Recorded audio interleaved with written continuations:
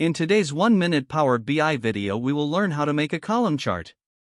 Step 1. Select the column chart icon from the visualization pane, drag the icon to the report canvas. Step 2. Select country, then drag and drop country to X-axis. Select revenue, then drag and drop revenue to Y-axis. Step 3. Expand the visual by clicking at the edge and then dragging it. Step 4. Move the first column chart aside. Now we will create second column chart with sales data. Copy-paste the same visual using Ctrl+C and Ctrl+V. Select sales, then drag and drop sales to Y-axis.